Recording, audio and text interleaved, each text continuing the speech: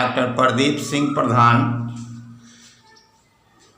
Associate professor गणित विभाग, जमनीलाल college, Hajipur Vaishali. प्रिय बीएससी मैथ ऑनर्स के थर्ड पार्ट के विद्यार्थी, आज हम लोग पेपर 7th में ग्रुप सी, जिसमें डिफरेंशियल इक्वेशन है, उसका एक चैप्टर हम लोग पढ़ेंगे। चैप्टर का नाम है साइमल्टेनियस डिफरेंशियल इक्वेशन, और उसमें भी हम लोग पढ़ेंगे इस टाइप का कि dx by T dy by Q dz by r। तो यह साइमल्टेनियस डिफरेंशियल इक्वेशन है। साइमल्टेनियस कहने से तात्पर्य यह हुआ कि एक साथ इसमें 3 इक्वेशंस है। dx by p is equal to dy by q is equal to dz by r। तो इसमें 3 इक्वेशंस है। dx by p is equal to dy by q, एक इक्वेशन हो गया। फिर dy by q is equal to dz by r, एक equation हो गया। फिर dx by p is equal to dz by r, एक इक्वेशन हो गया। तो एक से अधिक इक्वेशंस एक साथ है, इसलिए इसे साइमल्टेनियस कहेंगे। इक्वेशंस है इसलिए साइमल्टेनियस इक्वेशन हो गया। फिर इसमें डेरिवेटिव भी है, dx dy dz। तो यह हो गया साइमल्टेनियस डिफरेंशियल, डेरिवेटिव है इसलिए डिफरेंशियल नाम पड़ा। तो यह हो गया साइमल्टेनियस डिफरेंशियल इक्वेशन। तो simultaneous differential equation of the type dx by p is equal to dy by q is equal to dz by r, where p, q, r are functions of x, y, z। p, q, r x, y, z का function है। मतलब यह हुआ कि उसमें x, y, z रहेगा। तो इसका हम लोग सॉल्यूशन कैसे निकालते हैं, सॉल्यूशन यानी कि इसको इंटीग्रेट कैसे करते हैं। तो इसका तरीका है कि dx upon p is equal to dy upon q, एक इक्वेशन लेके चलेंगे और इसको इंटीग्रेट करेंगे। फिर दूसरे इक्वेशन को लेके चलेंगे dy upon q is equal to dz by r, और इसको इंटीग्रेट करेंगे यानी उसका सॉल्यूशन निकालेंगे, और दोनों सॉल्यूशन को एक साथ हम लोग इस साइमल्टेनियस डिफरेंशियल इक्वेशन का सॉल्यूशन कहेंगे। तो लेकिन होता क्या है कि यह इक्वेशन यदि हम लेके चलते हैं dx अपॉन p और dy बाई q, और इसको इंटीग्रेट करेंगे यानी उसका सॉल्यूशन निकालेंगे, तो सॉल्यूशन उसका इंटीग्रेशन हो जाएगा। लेकिन कभी कभी इसका इंटीग्रेशन नहीं होता है, तो उसके लिए हम लोग एक नीचे के वर्गों में पढ़ना है रेशियो एंड प्रोपोर्शन, उसके गुण का उपयोग करेंगे, उसके प्रॉपर्टी के आधार पर कुछ इस पर काम करेंगे, और उसके बाद उसका हम लोग सॉल्यूशन निकालेंगे, इंटीग्रेट करेंगे। तो सबसे पहले इस ऐसे इक्वेशन के सॉल्यूशन जानने के पहले हम लोग उसको थोड़ा सा जिक्र कर लेते हैं, इससे आप लोगों को समझ में आ जाएगा कि रेशियो एंड प्रोपोर्शन का गुण प्रॉपर्टी हम लोग थोड़ा जिक्र करेंगे। उसमें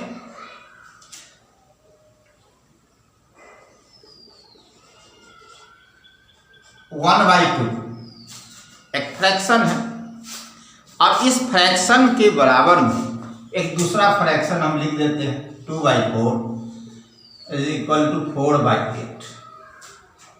यह वास्तव में तीनों इक्वल है। कैसे इक्वल है? 2/4 का मतलब हो गया 1/2, 4/8 भी 1/2 हो गया। तो यह तीनों बराबर है। तो इस रेशियो को, इस फ्रैक्शन को हम लोग फिर दूसरे रूप में भी लिख सकते हैं जिसका मान 1/2 ही होगा। जैसे हम इसको ऊपर वाले को जोड़ दीजिए, फिर नीचे में नीचे वाले को जोड़ दीजिए, तो 1 + 2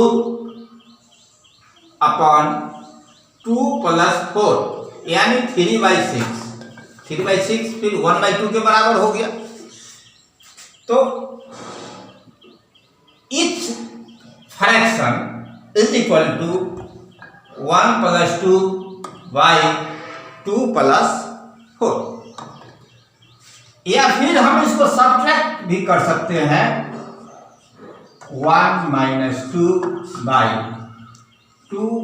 - 4 यानी -1/-2 यानी 1/2 फिर आ गया। यानी इसमें इसको हम लोग सब्ट्रैक्ट भी कर सकते हैं, फिर नीचे वाले को सब्ट्रैक्ट करेंगे तो उतना ही फ्रैक्शन आएगा। या फिर तीनों को हम लोग एक साथ जोड़ दे सकते हैं तो भी जोड़ दिया, ऊपर वाले को ऊपर में जोड़ दिए, फिर इस फ्रैक्शन का, तीनों फ्रैक्शन का नीचे वाले को नीचे से जोड़ देंगे। 2 + 4 + 8 यानी 3 + 4 7 7/14 यानी 1/2 फिर आ गया 1/2। तो जनरल रूप में हम लोग ऐसा भी एक इसमें फ्रैक्शन में, इसके रेशियो एंड प्रोपोर्शन में एक प्रॉपर्टी और है कि इस संख्या में कोई दूसरी संख्या से भी गुना करके जोड़ दें और फिर न्यूमिनेटर में जितना से गुना करके जोड़ेंगे और डिनोमिनेटर में भी उतना से गुना करके हमको जोड़ना पड़ेगा। तो ऐसी स्थिति में भी जो रेशियो आएगा, वो जो फ्रैक्शन आएगा वह 1/2 ही होगा। जैसे हम इसको गुना कर दें 1 5 + 2 6 + 4 7/2 × 5 + 4 6 + 8 7। अब आप इसको गुना करके जोड़ करके देख लीजिए कितना आ जाएगा। 5 12 5 17 और 28 यानी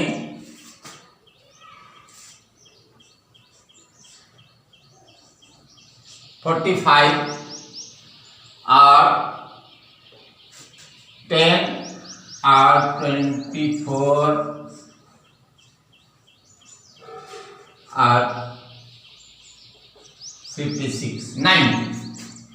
तो 45/90 यानी 1/2। तो इस तरह से हम लोग रेशियो एंड प्रोपोर्शन का प्रॉपर्टी हम लोग जानते हैं। इसको जनरल फॉर्म में हम लिख सकते हैं कि if A/B = C/D E/F, each fraction A + C/B + D equal to C A minus C by B plus D is equal to A plus C plus E by B plus D plus F. ये सब number ही है। ए क्या है? एक number है, जैसे 2 है, 4 है। बी भी एक नंबर है। तो इस तरह से सभी नंबर्स के लिए ये जो फ्रैक्शन आएगा, यह फ्रैक्शन आया है, यह फ्रैक्शन तीनों फ्रैक्शन बराबर है। तो ये अभी जो हम लोग एग्जाम्पल एक खास संख्या के लिए सोचे हैं, उसको हम लोग जनरल फॉर्म में यह लिखते हैं। इसको ऐसा भी लिख सकते हैं कि ए एक्स से गुना कर दिए। हम लोग ऊपर में इसमें एक्स से गुना कर दिए, इसमें वाई से गुना कर दें, सी वाई प्लस ई जेड, इसमें जेड से गुना कर दें। तो नीचे में भी उससे गुना करना पड़ेगा और जोड़ना पड़ेगा, डी वाई प्लस एफ। तो इस स्थिति में भी जो फ्रैक्शन आएगा वह ए बाई बी के बराबर होगा। Where x y z are called multipliers. जिस संख्या से गुना करके हम लोग जोड़े हैं उसको हम लोग क्या कहते हैं? मल्टीप्लायर्स कहते हैं। X y z are called multipliers.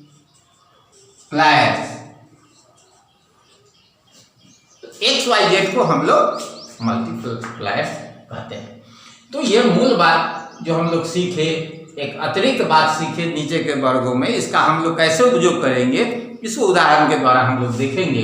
तो इस तरह से हम लोग साइमल्टेनियस इक्वेशन का सॉल्यूशन निकालते हैं और सॉल्यूशन निकालने के बाद अब हम लोग हिसाब कैसे बनाएंगे वह देखेंगे। हम लोग प्रॉब्लम देखेंगे dx by x square minus y square minus z square is equal to dy by 2xy is equal to dz by 2zx।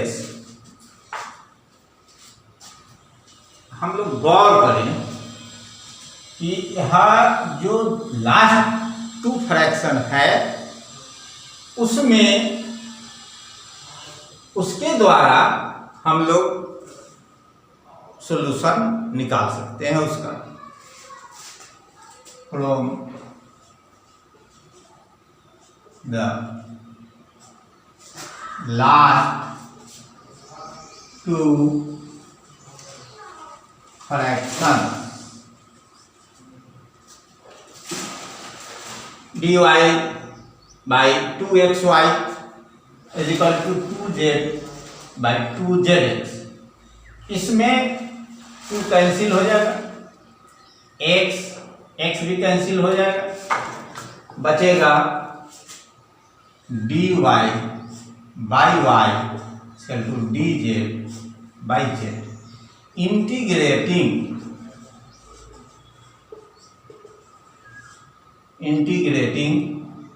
log y equal to log z। और इंटीग्रेट करते हैं तो हम लोग जानते हैं नीचे के क्लास से कि एक कांस्टेंट जोड़ते हैं। तो यहाँ log c1 कांस्टेंट जोड़ दिया। log c1 इसलिए लिखे, सिर्फ c1 भी लिखा जा सकता है, लेकिन log लिखने से ये सरल करने में सुविधा होगी और हम लोग उससे लाभ उठा सकेंगे। तो हो जाएगा log c1 z। दोनों ओर से log कैंसिल हो जाएगा तो c1 z। इक्वेशन फर्स्ट, यहाँ एक सॉल्यूशन निकल गया एक लास्ट 2 फ्रैक्शन लेने पर। लेकिन गौर कीजिए कि यदि हम इस दोनों को ले रहे, हम इस दोनों फ्रैक्शन को या इस दोनों को, तो उसका इंटीग्रेशन हमको नहीं हो पाएगा आसानी से। तो हम लोग फ्रैक्शन का प्रॉपर्टी अभी तुरंत पढ़े हैं, उसका उपयोग करेंगे इसमें। Using x y z at multipliers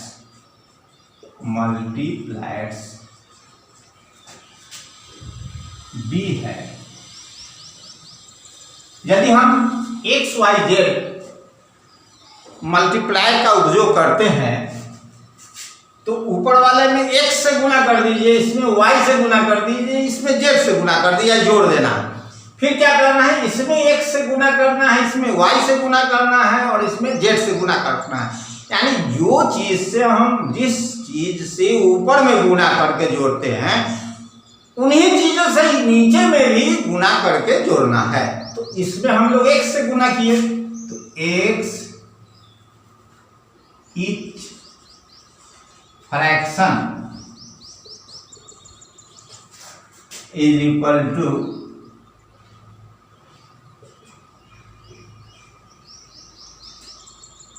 dz by 2zx। एक फ्रैक्शन हम लोग इसमें से ले लिए और इसमें हम लोग क्या करेंगे, x dx plus y dy plus z d z y, इसमें एक से गुना कर देना है तो हो जाएगा x cube minus x y square minus x z square. इसमें y से गुना कर देना है प्लस 2xy स्क्वायर प्लस इसमें z से गुना कर देना है 2x z square is equal to x dx plus y dy plus z dz by, इसमें हो जाएगा x कॉमन और x square plus y square plus z square. यह दोनों जोड़ देंगे इसको और फिर इसको एक साथ से जोड़ देंगे तो आप इतना आ जाएगा। अब x यदि हम कैंसिल कर दें तो ये हो जाएगा dz बाई z और दो को इधर ले जाइए तो ये हो जाएगा कितना 2x dx plus 2y dy plus 2z dz by x square plus y square plus z square. यहाँ ध्यान दीजिए कि यह x कैंसिल हो गया और दो को इधर भाग में है, इक्वेशन को उधर ले गए हम लोग, दो से गुना हो जाएगा। अब इसको इंटीग्रेट कर देना है, तो इंटीग्रेट कर देना है तो इसका हो जाएगा log z और चूंकि नीचे वाले का डिफरेंशिएशन ऊपर वाला है तो इसका फॉर्मूला हम लोग जानते हैं। देखिए यहाँ नीचे वाले का डिफरेंशिएशन ऊपर में है तो log नीचे वाला हो जाएगा उसका इंटीग्रेशन, यानी log x square plus y square plus z square plus log c2। इतना उतार लीजिए तो फिर आगे बढ़ते हैं हम लोग equal to log c2 x square y square plus z square implies. अभी दोनों तरफ से लास्ट इक्वेशन कितना हो गया, log z equal to log c2 इतना, तो log दोनों तरफ से हटा देंगे तो बचेगा z equal to c2 x square y square plus z square. Equation 2, equations first and second are the complete solution